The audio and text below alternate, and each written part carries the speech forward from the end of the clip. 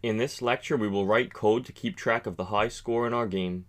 At the top of the code, we will import the os.path module. Let's create a function named increaseHighScore. Inside of this function, we will use the global keyword to give us access to the global variable score and the global variable highscore. Now we need to check if the file does not exist on our computer. If so, we need to create the file by opening it in write mode and then closing the file. Next, we will create a variable named f and set it equal to the result of a call to the open function, passing in the string highscore.txt as the first argument and r+ as the second argument. This will open our file up both for reading and writing. This is what we need to do to both read the high score text that is there and set it as well. We will create a variable named current that will set the score equal to the current high score.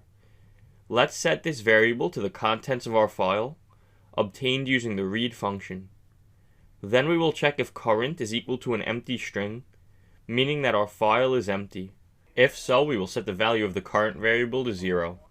Else, we will set the current variable equal to the value of current, cast to an integer. Then we will have an if-else statement. If the current high score in the file is greater than the player's current score, we will set high score to current, keeping the value in the file. Else, we will set the high score equal to score. Then we need to delete the contents in the file and overwrite them with new contents. To delete the contents, we use the seek function on our file and pass in 0 to move our cursor to the very start of the file. Then we will use the truncate function on the file, deleting anything after the cursor. Next, we will write the score to the file by using the write function and passing in score converted to a string. Outside of the if-else statement, we will use the close function to close the file. Now it's time to display the high score on the screen. First, we need to clear the current high score, so we will use the clear function on our high score text variable. Then we will set the high score text color to red. After that, we will use the goTo function to move the turtle to an X position of 200 and a Y position of 170. Finally, we will call the write function and convert the high score to a string, assign a font of style, and align our text to the center.